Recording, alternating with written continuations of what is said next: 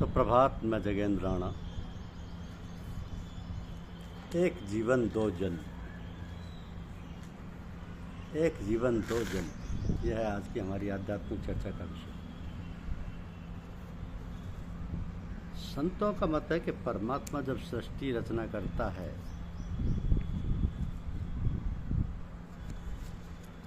तो अन्य योनियों में असंख्य प्राणी उपजाता है और अपने को छिपा लेता है और उन प्राणियों से कहता है कि मुझे ढूंढो। यही है उस परमात्मा का खेल कि प्राणी तो अपने उस पूर्ण यानी अंशी का अंश ही है, असौर से इसे पाने के लिए छटपटाने लगता है। उसमें भी कोई कोई तो बहुत ही बेवाल होकर छटपटाता है। ऐसे ही छटपटाते हुए प्राणी के प्रति वह परमात्मा द्रवित हो जाता है। तब वह उस प्राणी को अपनी एक झलक दिखा देता है।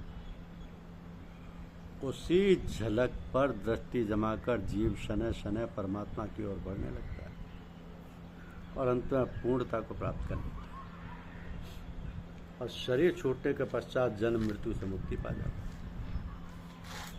अब यह मुक्ति दो प्रकार से होती है। एक सावधि मुक्ति जो लयावस्था के साधक को प्राप्त होती है। यह सावधि मुक्ति पाई हुई आत्माएं ही पूर्व जीवन मुक्त जीवात्माएं कही जाती हैं। इन पूर्व जीवन मुक्त जीवात्माओं की पहुंच अधिकतम ऊपर के 6 लोकों भूलोक, भुवलोक, स्वलोक, महालोक, जनलोक और तपलोक तक की अवधि के आधार पर होती है। तो विलयावस्था प्राप्त आत्मा सत्यलोक में पहुंचकर उस परमात्मा में उसी प्रकार घुल मिल जाती हैं जैसे समुद्र में वर्षा की एक बूंद जो पुनः कभी भी अलग नहीं हो सकती। उसी प्रकार वह आत्मा भी पुनः कभी जन्म मृत्यु के चक्कर में नहीं पड़ती। यही है दूसरे प्रकार की मुक्ति। जब ऐसा किसी आत्मा को पुकारा अथवा स्मरण किया जाता है तो वह परमात्मा ही झंकृत हो जाता है। उपरोक्त सावधि मुक्ति पाई हुई आत्माएं अपने लोक, अपने से नीचे के लोकों में तथा इस प्रकार भूतल पर महासमाधि काल में यानी रात्रि 12 बजे से 2 बजे तक तथा ब्रह्मूत्र में यानी रात्रि 2 बजे से 4 बजे तक कुल मिलाकर अर्धरात्रि से प्रातः 4 बजे तक का विचरण किया जा करती है। इनका उद्देश्य केवल संसार के दुखी जीवों पर अपनी अहेतु की दया कृपा करना होता है तथा जो साधक इस अवधि में भगवत चिंतन करते हुए किसी मुक्त आत्मा के सामने पड़ जाता है तो वो उसे भी अपनी दया कृपा से सराबोर कर देती है। इसलिए साधकों को इस अवधि में ध्यान मनन चिंतन करने के लिए गुरुजन विशेष रूप से प्रेरित करते रहते हैं, क्योंकि कभी कभी तो किसी साधक को विशेष अनुभूतियाँ हो जाती हैं।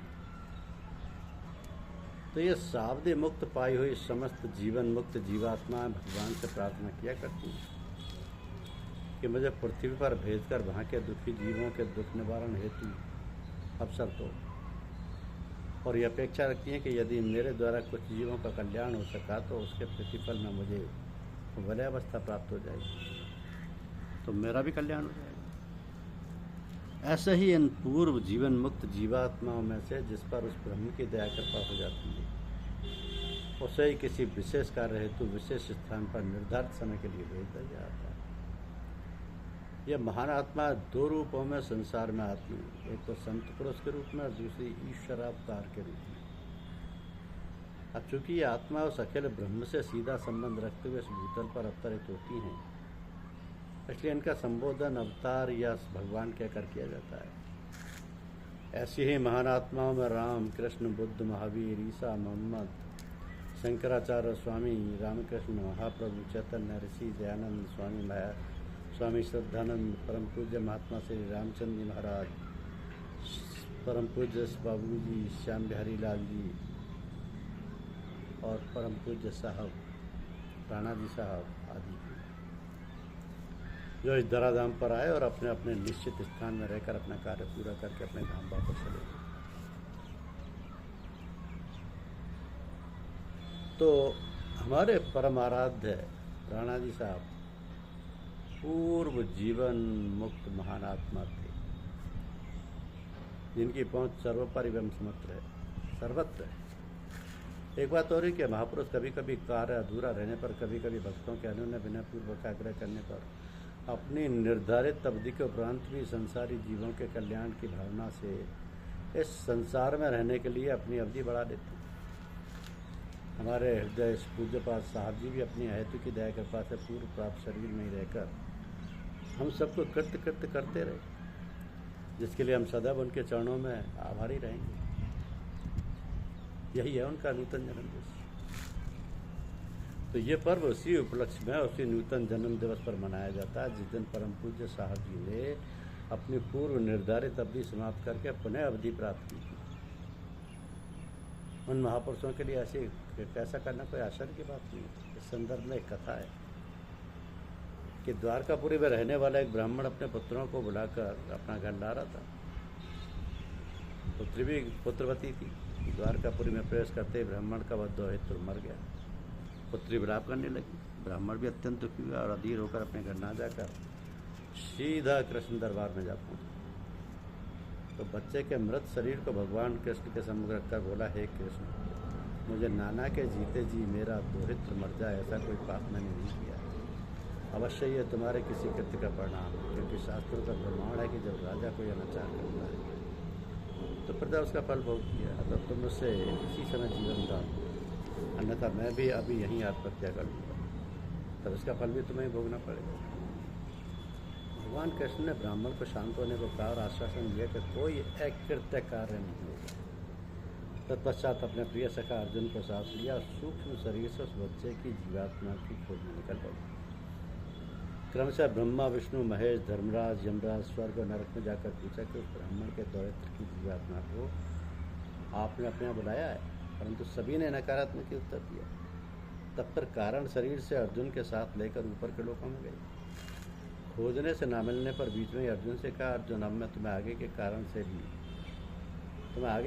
भी नहीं ले जा सकता, अतः तुम तब तक यहीं ठहरो जब तक मैं वापस ना आऊँ। यहाँ एक बात और स्पष्ट हो जाती है कि पूर्व जीवन मुक्त जीवात्मा अपने शिष्य को अपने ही लोक तक पहुँचाने में सक्षम होती है कि निजपद दीन असुर कहे दीन बंधु रघुनाथ। ये रामचरितमानस का अरण्य कांड है।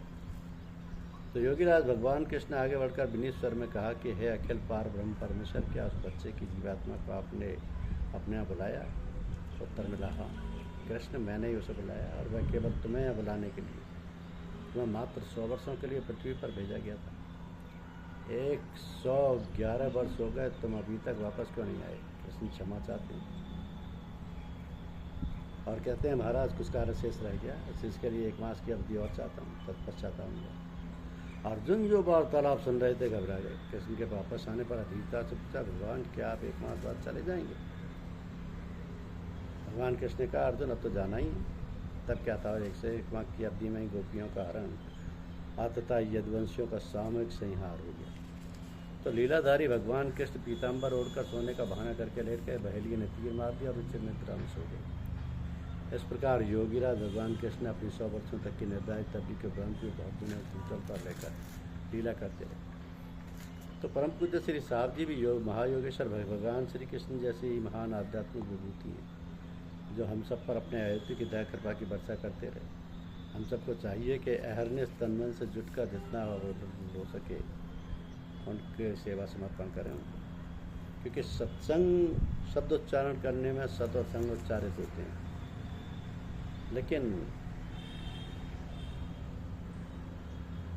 लेकिन इस सत्संग का अर्थ प्रभु की कृपा से, गुरुदेव की कृपा से ही पूरा होता है, गुरुदेव की दया कृपा से ही पूरा होता है। तो ऐसा सत्संग जनों में 2 प्रकार से संभव होता है। एक तो वह त्यागमूर्ति जो अपनी दिव्य वाणी के द्वारा शिष्य के हृदय में उस सत्य का चित्रण करके सत्य से जोड़ देते हैं, और ऐसा सत्संग हिमालय की नीलगिरी चोटी पर काकभूषण जी कराते हैं। तो हमारे गुरुदेव तो समर्थ सद्गुरु हैं, सबको पूर्णत्व प्राप्त करा के अपना आशीर्वाद देंगे। उनके लिए हम प्रार्थना करें। धन्यवाद।